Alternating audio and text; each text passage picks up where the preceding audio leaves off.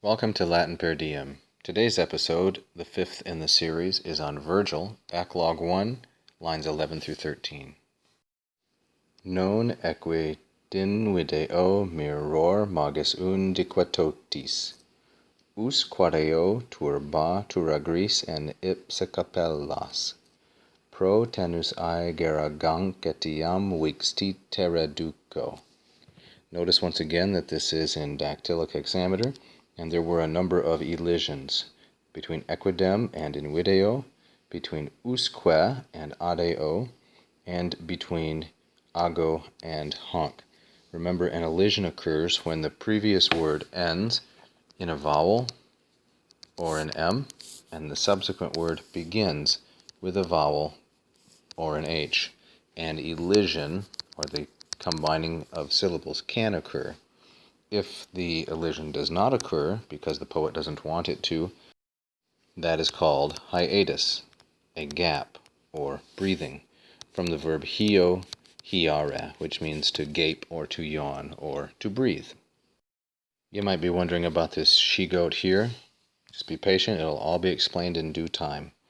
Indeed, he says, I do not envy, non equidem invideo. I marvel all the more. Invideo, first singular, present, indicative, and active. From in and video, to look at in a negative or envious fashion.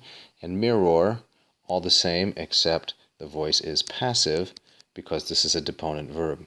I marvel all the more. In fact, he says, undique, on all sides, in all the fields, totis agris, there is so much turmoil, turbatur.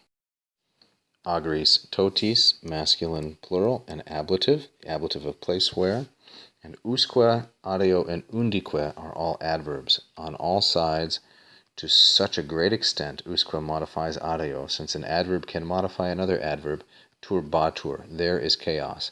This is a third singular present indicative passive, and the verb is being used impersonally. There is a condition or a state of chaos.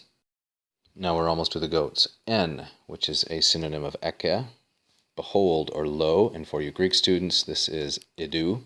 Look, I myself, ipse, aeger. Now how do I know that ipse is referring to a first person singular? It's because the person of the verb is first person and singular, the person and number.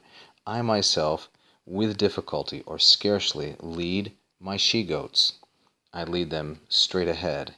This is an adverb, and it's an alternative spelling of perhaps the more familiar protinus with an I.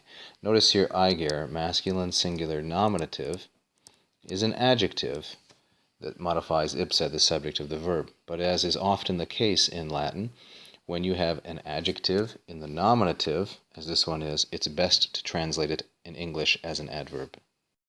Thus we say scarcely or with difficulty. Now this last little portion. This she-goat, notice how this is singular and capellas is plural. So now Meliboeus singles out one. This one even, o titeris, here we have it in the vocative. I lead scarcely at all. That's weeks.